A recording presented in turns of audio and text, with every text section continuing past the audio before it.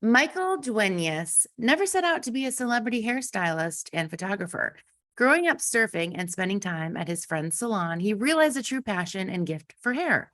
While his career has been anything but laid back, his charming personality and unique talent has been attracting top level clients from the beginning. Michael is a curly hair specialist, and after training at DevaChan in Soho, becoming a master stylist and educator for them, his love for textured hair grew. Michael has been on the fast track working with numerous celebrities and has also been fortunate to have been the consulting celebrity stylist for Garnier, the brand ambassador for Schwarzkopf Professional, and the brand ambassador for Aloxxi International. Oh, we're going to keep going. There's more. Okay. After several years working in New York, Michael moved his career out west and is currently based in Los Angeles. He's had the pleasure of shooting editorials, including Elle, Allure, FLAUNT, C Magazine, and Nylon, and works with advertising clients, including Guess, Aeropostale, L'Oreal, and Got to Be. Michael has turned his passion from beauty into much more, learning skills that benefit a brand from start to finish, and we're going to get into it. He's helped brands launch unique and revolutionary products, design packaging to further their brand, and create stunning standout imagery and video series. You, Michael, are truly a one-stop shop. Welcome to Volume Up by the Tease. Thank you. I appreciate it. Isn't it fun to have your bio read, to be like, you know what? I did do all of those things, because we never stop, right? It's always the next thing.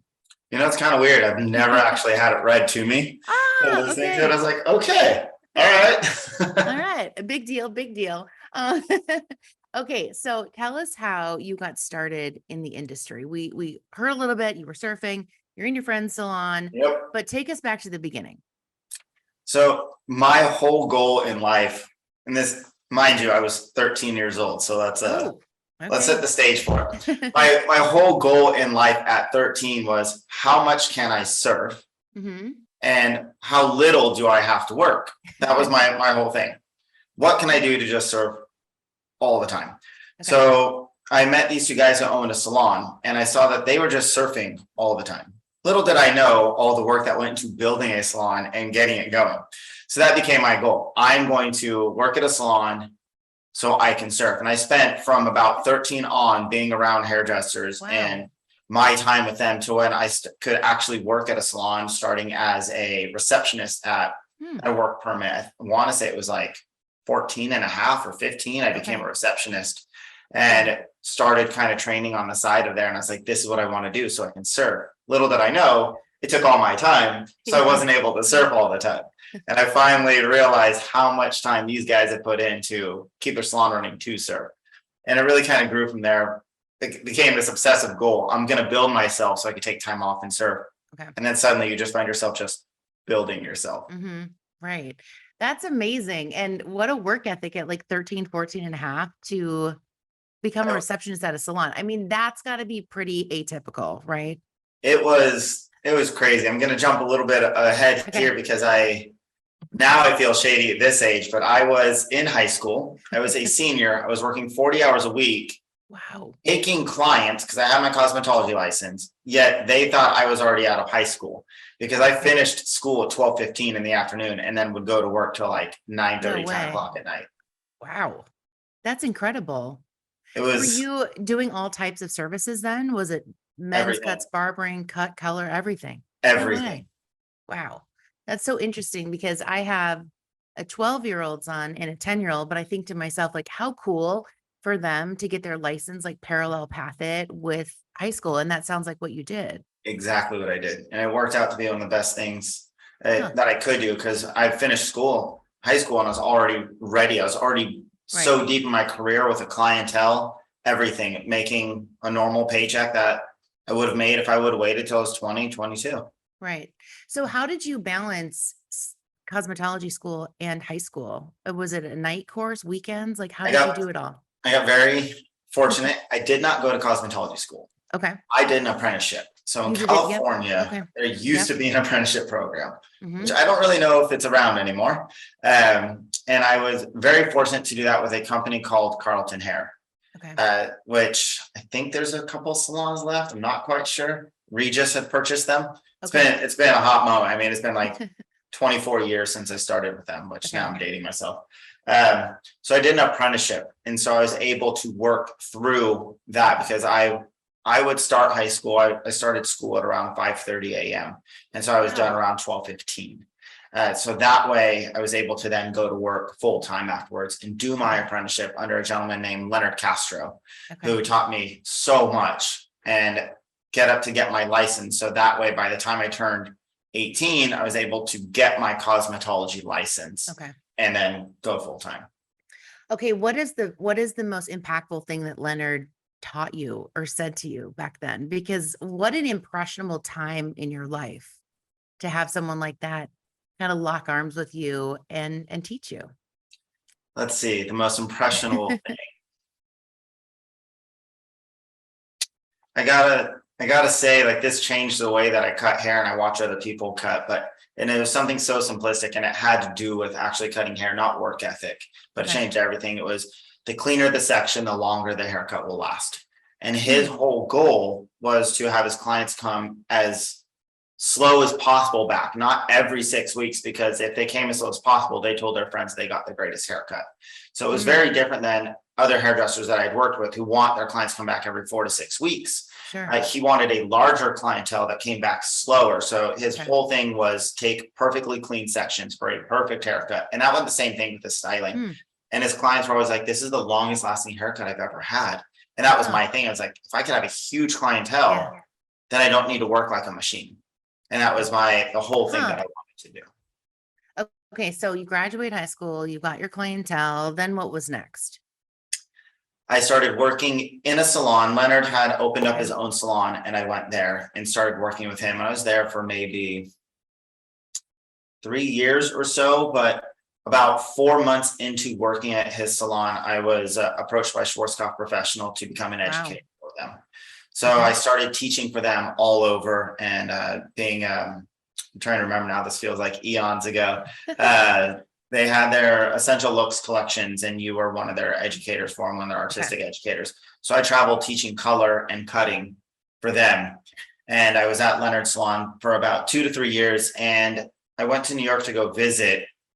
And suddenly I was like, this is where I'm moving. And I just packed up my stuff and I moved with not knowing a soul, no job, nothing. And I ended up going to DevaChan salon because there was classes there for Schwarzkopf. I went there and applied and got a job and got put right on the floor and I was able to skip assisting. So I got very fortunate on that aspect and things kind of spiraled in a fantastic way from there. It just grew exponentially. And was that when you first started having your interest in textured hair cutting and styling?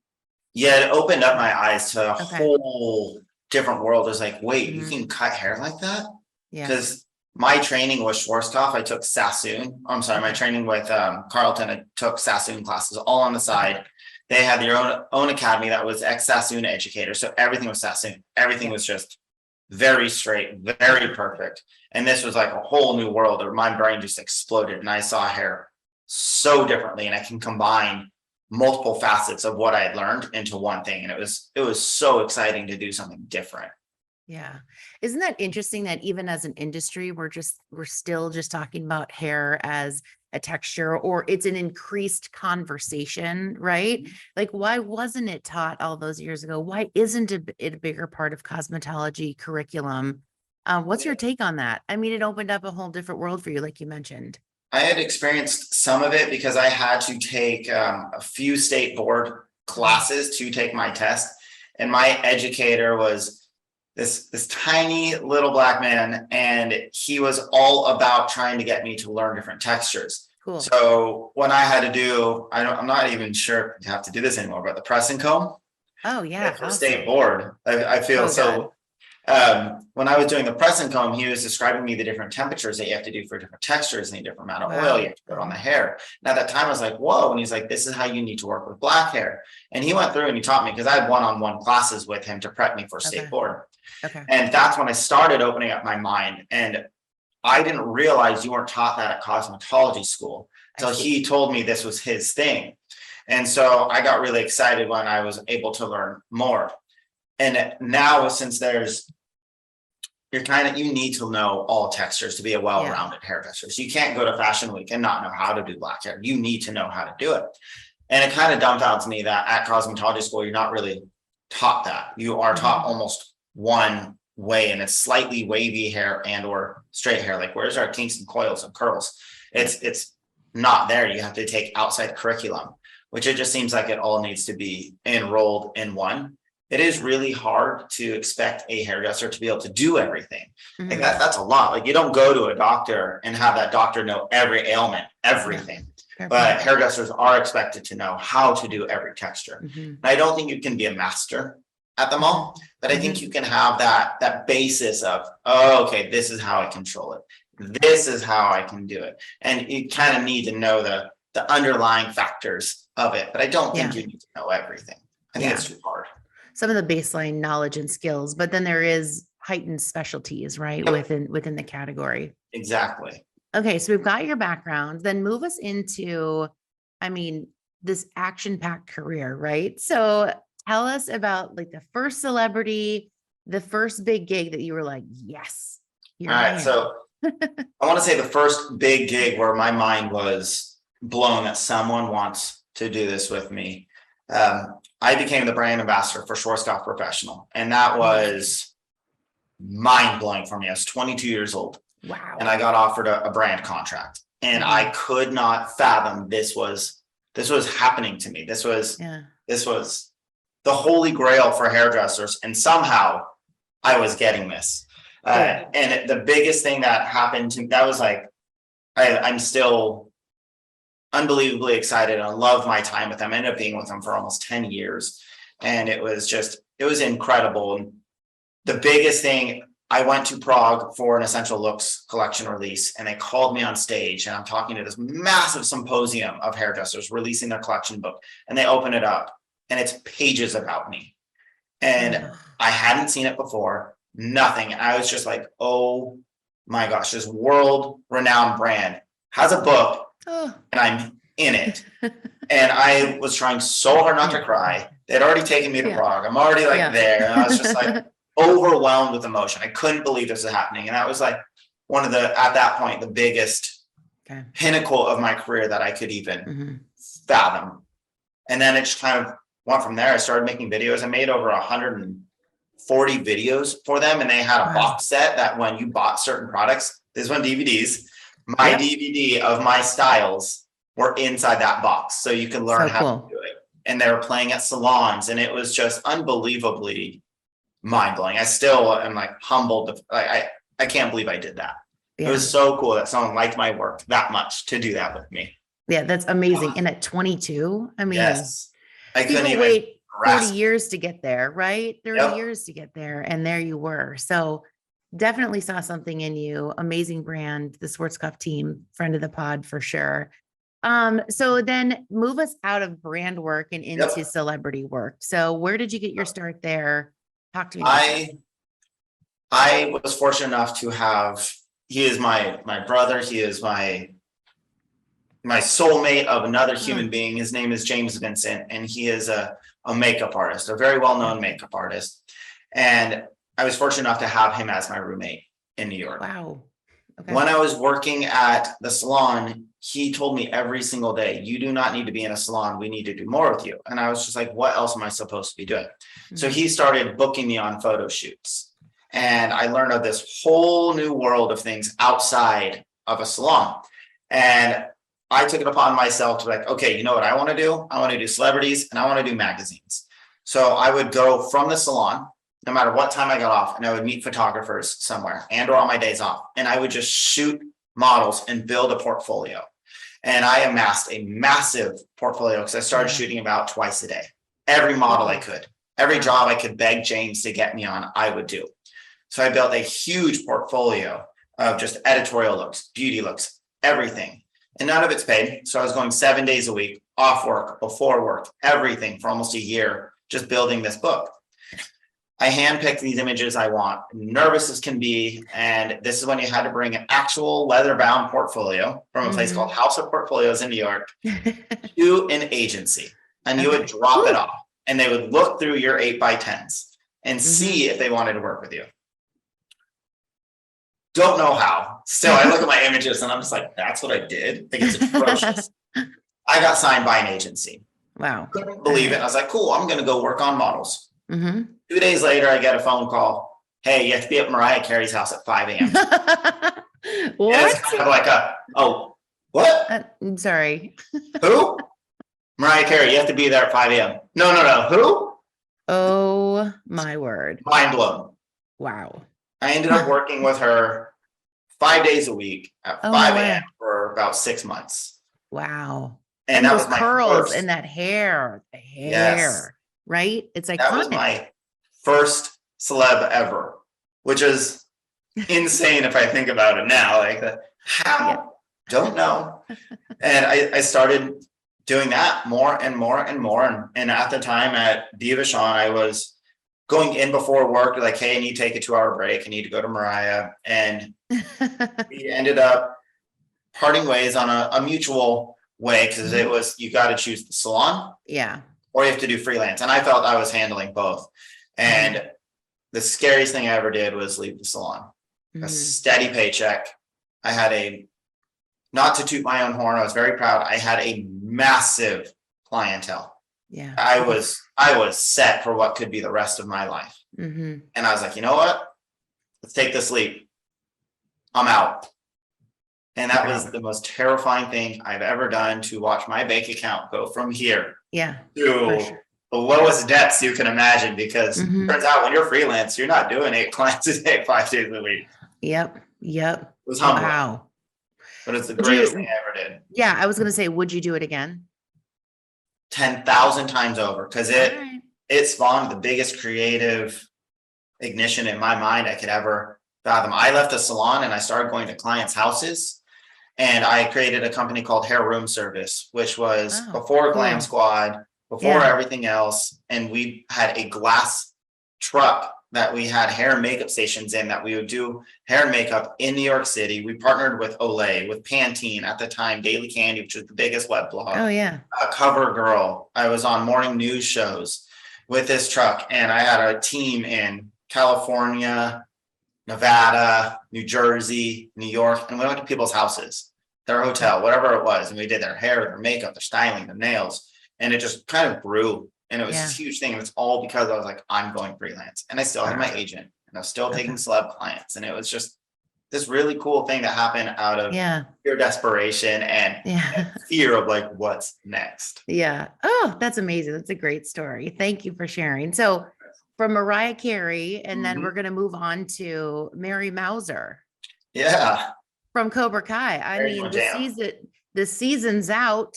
Yep. It's happening at our house. It's happening in mine too. So, and there is this look with the textured bang that we're having a moment. So we're obsessed with it over at the Tees. Tell us about that. We're going to post the photo in coordination with the show notes, but tell us about this textured bang moment that we're having. So Mary and I have a very special relationship. She understands that I understand curly hair, and that's been like her hardest thing to find.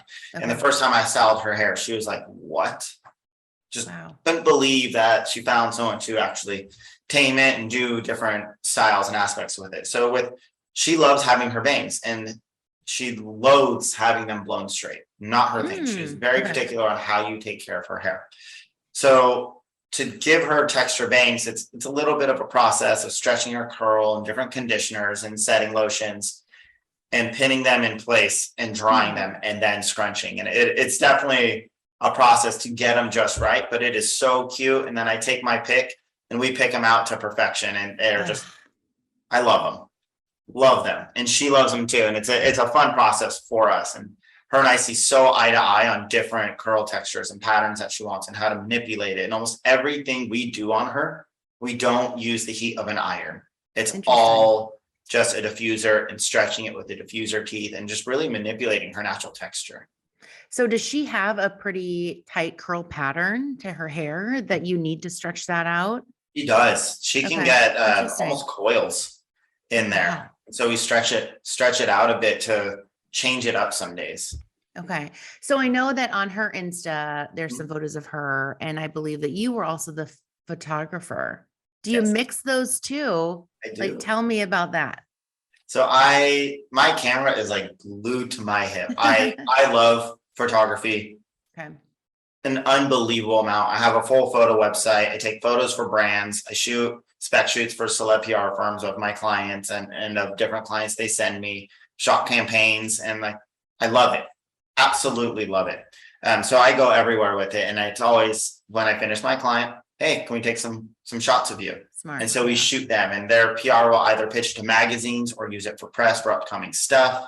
So I get credits with that. I get content that no one else has. Yeah. And my clients love it because then they get to document what they have. Yeah, that's amazing. Okay, going back to your one-stop shop, right? It's like, what? Okay. I get the perfect Exactly. hair, I get the perfect look, I get some extras. I love it. Okay, so we talked about the texture hair moment. Also, let's talk about bobby pins. So in a 2018 interview with Luxie, you mentioned that bobby pins were your signature. Let's hear it. You guys dove so deep. 2018. Dang. So I would say from like 2013 or so, I got my hands on some Conair rose gold bob pins. And I was like, oh, why are these being hidden in the hair? And I started doing different styles with them and making them shown and not always hiding them and just continuously doing that. And that just became my thing. Like I was getting booked with people like, hey, I want my bob pins, whatever this design, I want them here. And then I started doing editorials with headpieces just out of bob pins and just having fun with them. And now I still use them. I color coordinate with them, the hair, and I still leave them exposed and I still show them. And it's all monochromatic. And to me, it's less of a statement, but it's more of a little simple little thing that's there. Just waiting for someone to be like, oh, wait, should that be showing? And then suddenly there's like, they see 5 or 10 of them instead of just one. You're like, there they are. So I still use them. I utilize them a ton. I just now color coordinate instead of make them pop because they don't need to be the full statement. The dress can be the statement. The hair can be the statement. They're a beautiful accessory that you don't necessarily need to hide. I love it. So is there an everyday use or wear or like look that you love with the bob pin? I've never heard it called a bob pin. So I love using it.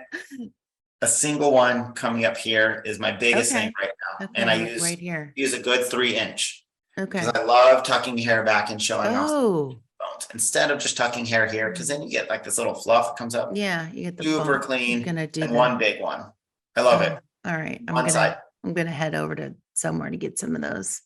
You should, or even on a bun, instead of hiding them underneath, put them on the exterior in a nice clean shape. So say you have a perfect bun, put them in like a shape around it. Use the same color as the bun, holds the hair, and you add a little interest. Okay, I love it. That's perfect. Okay, so we talked a little bit about celebs, we talked about brands. What is one of the biggest challenges that you've had as a hairstylist in your career? Oh man, the biggest challenge I've had is convincing someone I know how to do their hair. Yeah. That is the hardest part. Showing up on set, seeing really tight curls, and them looking at me and being like, nah, don't know it. Not happening. And basically me almost getting defensive. Yes, I can do this. And it becomes this little fight. I'm like, you know what? Just let me have at it. If you don't like it, I'm out. Yeah. Interesting. And that's the hardest thing, is just like, yes, I can do this. That's the most difficult spot. And that's when you kind of get eaten up inside a little bit, because like trained in texture and curls, and it's just like, nope. Yeah. Because I think, those with a lot of texture or curl have probably had some bad experiences, right? And so they're like, no, unless you're an expert, like you're not touching this. Exactly. That's hard. That would definitely be the hardest thing I feel like I've experienced, because I do a lot of curly hair. I do a lot of texture. I love it. And I have the straightest hair known to man. So it's hard. Okay. So we talked a little bit about, you've got your camera attached to your hip, right? So you also have another entity called Velor Creative. And that's where, again, back to your bio, you're working with brands from start to finish. You're always capturing that content. But tell me how Velor Creative started and what it's all about. So Velor Creative was kind of born out of necessity. Okay. I had a lot of brands coming to me for input on different things. Let it be like how they should grow their brand, what products they should have, what their packaging should look like. Hey, we really like these photos. Is this what consumers are getting? Things of that nature. And since 2019, I've actually had another company called Blank Theory Creative, where we actually formulate beauty brands. Oh, We wow. formulate your actual ingredients and build your product. So this was an expansion of that. Like if I'm making your products, Right. why don't I Okay. make more? I know how to do 3D renders. I've worked with packaging houses. I can make you from start to finish. So it's just kind of like, you're coming to me, I should be paid now. I can't keep doing this for free. Yeah. So this was born, and now just able to create for others is a passion, and it's fun for me. So that it's like, you can come to me with any idea. I want this brand. I want it to feel like this. I want these products, but it needs to look a certain way. Yeah. I can deliver that to you, and that feels good because I've been in this industry for so long that now I feel like I have such a good sense of what the consumer or the pros are looking for in the direction and what works. That's awesome. Is there a particular product or type of formulation that you're proud of that has come out of that process? There's many. I'm under some pretty strict NDAs. I'm sure. But with creating products, we are very proud of doing waterless. Oh, So imagine okay. any product that has water or oils, Yeah. we can make it a powder and or a bar. Hmm. Anything. We have a very proprietary technology right now. Sure. And I'm very excited with what we're doing with it for brands. And do you think about that from like the bar or even the powder from a sustainability standpoint? Is that helping us having that type of formulation? 100%. Think Okay. of Yeah. the less carbon footprint you have from Right. shipping waterless products. Yeah. Massive. And the Massive. efficacy is the same Mhm. from your perspective? Better. Wow. There's no dilution. There's no Yeah. expiration. Huh. That's really interesting. Where did you get this strong work ethic from? I can't sit still. I always need to do something. I always need to be busy. Okay. If I take a moment, be like, you know what? I'm gonna sit. I'm gonna sit for 10 minutes. My mind doesn't stop. I'm like, why am I sitting? I should be doing this. My family and I, we didn't have much growing up, and I've been on this war path to change that and have Cool. my daughter Mhm. not go through certain things that I went through. Mhm. And so I want to give her this, not that I have it, but I would love to, but a generational wealth. But Sure. I want to be able to provide her with something so she doesn't have to have a struggle, because I don't know what the future is going to hold for her in the next 20 years, how difficult it's going to be, Right. what it's going to look like. Mhm. And so I want her to have a way of like, cool, I can wake up and not stress in the morning. I can actually do what I want to do. And so that is my goal. I don't want her to feel that she has to work. I want her to do something she's passionate about. That's cool. And also secretly on your IG, do you think she's passionate about dance and you as well? Yes. The cutest. I am a dancing machine. You give me a couple drinks, you put me anywhere there's music. Actually, I don't even need drinks, and I will dance my face off. My daughter, the same thing, like the So absolute same thing. I love She's it. in dance. She's Okay. very good at it. Okay. And she, every now and then she's like, I want to be an actor. I want to dance. I'm like, cool, let's take your headshots. I act. I have an agent. Oh. The agent wants to rep her. And I'm working on that path. If she wants to do it, she can do it. Not going to force her, but I would love to get her in front of the camera. Yeah, that's amazing. Cool. Okay. And then another entity that you were up to, created out of the COVID-19 pandemic when it hit the world and it hit our world hard, is an organization, a nonprofit called Support Creatives. So tell us about Support Creatives. It's an internal nonprofit, the project of the Giving Back Fund. Yes. Tell me about where that came from, how it started, and all the things you're doing there. So the Support Creatives was a way to give back to the community. during COVID, I still had some work coming in. I knew that I was okay. I have other projects where I don't need to be on set, where I'm able to make money. And I know a lot of others were not in that situation. Yeah. And it was a more way, how can we help people not lose their homes, be able to put food on their table, pay their bills? What can be done? And there's definitely other nonprofits out there, but none of them really giving away grants constantly, really helping people constantly. We wanted to attack it in a different way. And so my wife, who has a million connections, she has Melody Joy PR. She knows every beauty editor. We had every way to get this out there. I know so many hairdressers, so many brands. It was like the perfect symbiotic relationship to get this going. And it was a way to help people because we didn't need help, but so many people did. Artists were dying to work. So we gave them a means like, hey, you work, you can get money, but then you're making money to give others this and to help them out. And it was more of like, what can we do to get people through what is happening right now? Because it was something none of us had ever experienced. And it grew and grew and grew. And we're obviously out of lockdown. Everyone's working, and Support Creative is still thriving, still giving funds away and still doing good. And it's my way of giving back to an industry that has been good to me. And so I can help others, and it feels fantastic. Yeah. And I love that. Just like that's such an overarching vibe in our industry that's like none other, right? For you to be like, wait a second, I'm fine. My family's fine, but I see all of my peers out there who are not. So let's like band together. Let's do something together. Let's give back. And I think that's why you get in this industry and you never leave. No, there's so many times where I had my lows where I'm like, wow, I haven't had a job for a month. Okay. Just freelance can be a little rough in the beginning.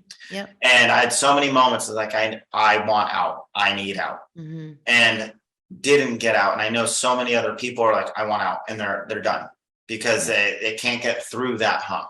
Yeah. And this was a way for all those people to not have to get out. Like it is a very challenging industry, especially once you go freelance. It is a mental game. It is no longer a work ethic, nothing. It is a mental game.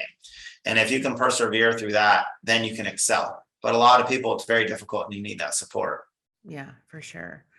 Amazing. All right. So now we are at the section that we call the tease quick takes. And so we're going to need your dancing quick takes on these. The first one is, what is a quote that you love? Quote that I love. Oh man. I don't know.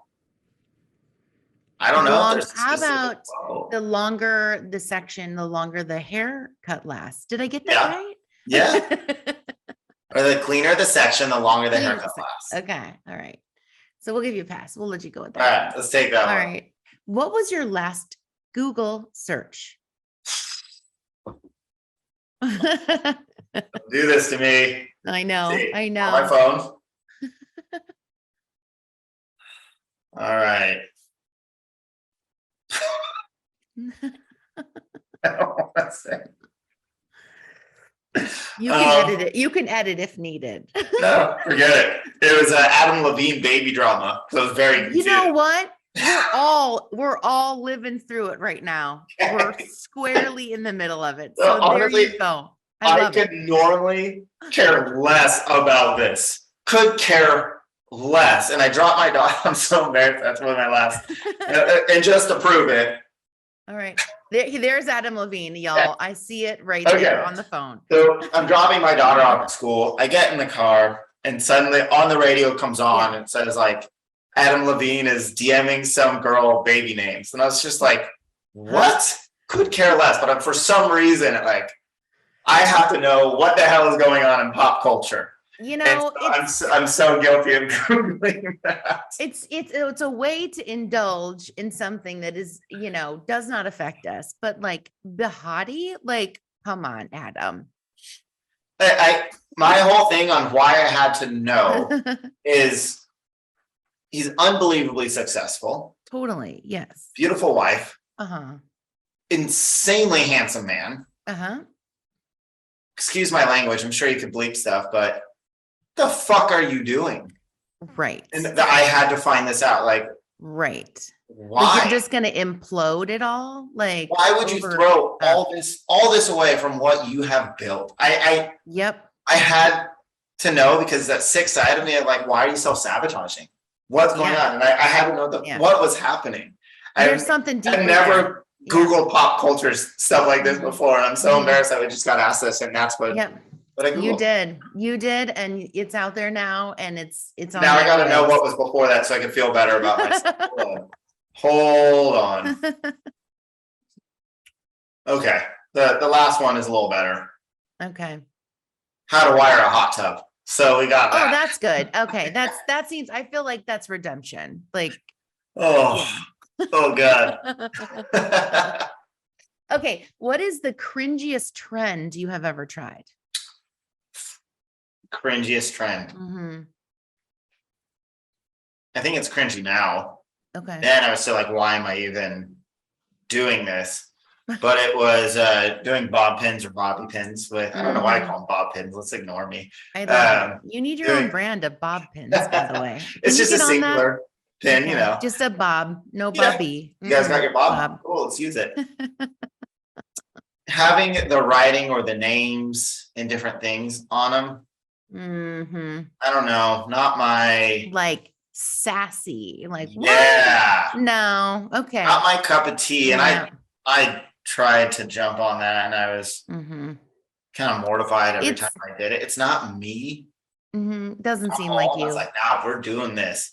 You are a bitch. Let's put that in. Like, how do you pick the one word to represent? Like, that's the hard part. Exactly. And, you know. Yeah. Okay. All right. We'll give you that. What is one thing you could change about your daily routine? One thing I could change. Don't Google celebrity gossip. Yeah. Like, what the hell was I thinking? One thing I could change is I wish I didn't feel compelled to wake up and read the news right away. Because half the time, 99.9% of the time, it's negative. Yes. I don't want to bring that first thing in the morning, but for some reason I wake up and I'm like, what's going on in the world today? Yeah. Okay. And even though I'm like, I'm not going to do it today. 5 seconds later, I'm just like, oh, you're doing it. Yeah, okay. I did it. And it's so, that's on our hip now, right? We used to, like, back in the day, like when there wasn't internet, have to wait for the paper or the 5 o'clock news. Yeah. Good old Good Morning America was breaking the news, right? And now it's just right there. It's an urge that you cannot resist. All right. I got a couple more for you. What is one product that you cannot live without? That's not bob pins. Ooh, one product. One. Yeah. Desert Island, you're bringing one. You're styling 10 models. That's it. You need the product. Honestly, it's got to be mousse. Okay. Mousse. Hands down. Wow. Mousse on wet hair or dry hair? Dude, I use that on dry hair like there is no tomorrow. Don't look at me like I'm crazy. Okay. On the ends and the middle. Oh, we're talking scalp to ends. Oh. I like to use most of my products on dry hair. I'm weird like that. Even if it says wet, I find my way. Because when you're on set, you don't necessarily have time to, I don't want to be blow drying you. Why am I going to take my time to do that? I want to get you done as fast as possible.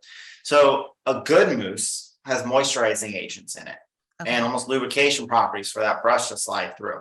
You can get volume, you can get hold, you can get sheen. It can be humectant, it can be a humidity protection. Why do I need anything else? Tell me. Wow. I've never thought about that. You should see, I bring a whole suitcase of products. What comes out of my suitcase? That's the mousse. A mousse and maybe a hairspray. Okay. Dare you say what mousse or no? Must you keep it neutral? And you can keep it neutral. You need to keep it neutral. There's so many different brands that I like and that I use. I want to say there has been 2 mousses that have been my staple for quite a long time. I'll name those brands. Why not? Okay. Amika Plus Size, rad. Okay. Awesome. I'm gonna try it. Mousse. Okay. And Aloxxi Volumizing Whip. It is a heavier mousse than others. It will, if you use too much, it will weigh the hair down, but it has so many moisturizing properties that you find the right way to use it, you can achieve anything. Wow. Okay. I'm gonna get those. I'm gonna try it. Okay. Those are a free And shout out for you brands. yeah, we'll let him know that. I love those teams over at Aloxxi and Amika. Great. Great I teams. love Amika. I actually I know. worked with and helped develop some of their products in like 2004. Ah, And a whole bunch of videos for them, like developing their tools and their products. Chelsea Riggs. What was that? Chelsea Riggs over at Amika. Yeah, I know Chelsea very She's well. badass. She's awesome. And Ruby then Carranza took over the brand. Yeah. Like, I'm loving that for them. I used to work hand in hand with Chelsea back in 2004. Really? With Right. David Lopez, him and I. Okay. Chelsea like, was on the powerful. pod. We got her story. She's awesome. Yeah, she's totally awesome. And then Aloxxi, I was teaching for them and used their products, and then became their creative director for a bit and fell in love with their products. Wow. Amazing. All I right. still use them. I have no brand affiliation with those brands anymore, but still love their products. Yeah. They're great. I like to hear it. Okay. And finally, what is advice for those who want to make it to the quote unquote top of our industry? I don't think there is a top. Yeah. I think you're always chasing something. I mean, to be honest, I'm always just like, man, look at that person's doing it. I want to do that. Mhm. But I've probably, not to sound like this, I've probably done it, or I'm Mhm. there and you don't notice. You're always trying to chase that next thing. Yeah. I think advice is don't try and get to the quote unquote top. It's do what makes you happy and work as hard Yeah. as you want to work. Don't feel like you have to work hard because everyone's like, I didn't sleep. I'm working 12 a.m. till 11 a.m. I'm sorry, like 12 a.m. to 11 p.m. And then I'm going again. There's nothing cool about not sleeping. There's nothing cool about not having a personal life. Yeah. If you want to get to a certain pinnacle point in your career, you just work as hard as you are comfortable. Don't Yeah. push yourself, because that's how you get burnt out. You get depressed, you get angry, and you wonder Mhm. why you're not somewhere. Get Yeah. happy with where you're at. There's a certain level where you just need to be like, this is where I want to be. And you could be at the top and you'll never realize it. Yeah, Never. that is interesting because I feel like pre-COVID, like the glamour, people were glamorizing the overworking, Mhm. like not enough hours in the day, like 12 hours, 14 hours. And now we're kind of like, why? Yeah. I am so bummed that I work this much. Between all these different jobs that I have, I am so bummed because I am very busy with hair, which I'm very fortunate about. I'm busy with my creative agency, support creatives, I flip and renovate homes for Airbnb. So like I'm Cool. doing that at the same time and I'm losing my mind. I don't want to be doing all this. Mm-hmm. So it's like there's nothing glamorous about working your face off unless somehow Yeah. you can retire at 30. Then Yeah. do it. Totally. I'm way past Totally. that. That's not happening.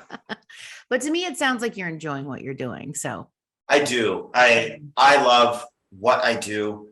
I just want to dial back everything that I do so I can love everything more and give all that Yeah. attention to Yeah. everything. There's nothing cool about working 12, 14-hour days. I want to spend that time with my kid. Yeah, for sure. Well, this was quite a pleasure getting to know you. Thank you so much for your time. Of course. Tell all of our listeners where they can find you, follow you, watch your dancing videos. Let's hear it. Well, specifically for dancing, you can find me on Instagram at Michael Dueñas. That's MichaelDuenas. Amazing. Well, Michael, thank you for your time. What a pleasure. We'll be cheering you on from the sidelines with all of your endeavors. Sounds good to me. Such a pleasure. Thank you.